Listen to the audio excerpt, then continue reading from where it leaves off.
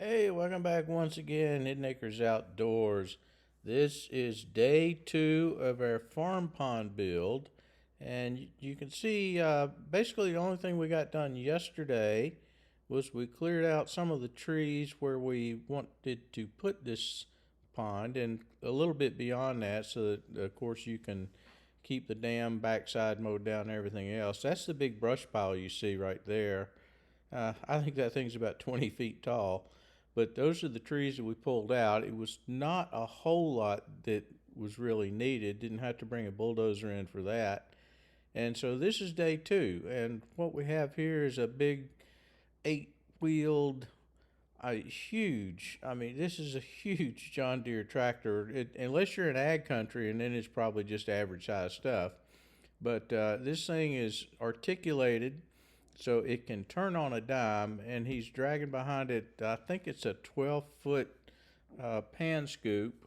And what he's basically getting done today is removing a lot of the topsoil and starting to clear some of the stuff out, and taking the topsoil and just putting it in some low spots we've got in the field.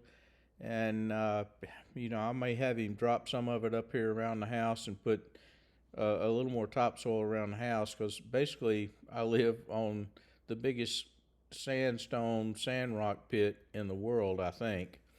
But here's just a few minutes of the video, a little of the progress that's going on. If you want to see how this thing progresses, this is day 2 of the build, but we're actually into like a week into this thing now. And I was looking at what they've done, I guess, between the start and where they are now, and man, it's a world of difference. These guys have moved, I would say a ton of dirt, but it's multiple tons of dirt. And so it's looking good. It's going to be about 15 feet deep at the dam, probably 7 or 8 feet out towards the middle. And of course, it'll shallow up as it gets up to the upper end. So it's not going to be a huge lake.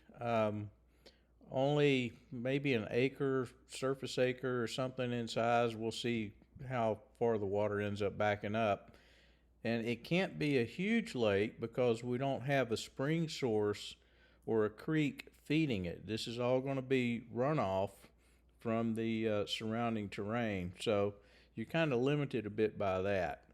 But if you built a pond, what I'm really looking for now is some ticks. So I don't want ticks. We got 1,000. Man, we are overrun with ticks. It seems this year's been so dry.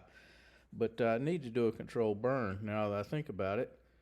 But if you got tips or tricks or lessons learned, if you built one of these farm ponds, leave some comments in the comment section below, and it's things we ought to be looking out for. We're down far enough now. I know that we've got clay, so this thing should not leak. And that was one thing I was concerned about. We have hit a lot of big rocks, which is a bit disconcerting, but we'll see how it goes. The amount of clay we've got, that should not cause any issues. But these big machines are just fascinating to watch, for me at least. I grew up flying helicopters, and I guess I'm kind of enthralled by anything big and mechanical. But there's one thing he can't do. He can't drive that thing around and blow stuff up at the same time. So I was a gunship pilot, so that's why I say all that stuff. At any rate, if you like this stuff, give us a like, subscribe. Be sure to hit the notifications if you want to see the how this pond build goes. Like I said, I've got a lot of nice drone footage on this. And we'll see you next time from Hitmakers Outdoors. Have a good one. Bye.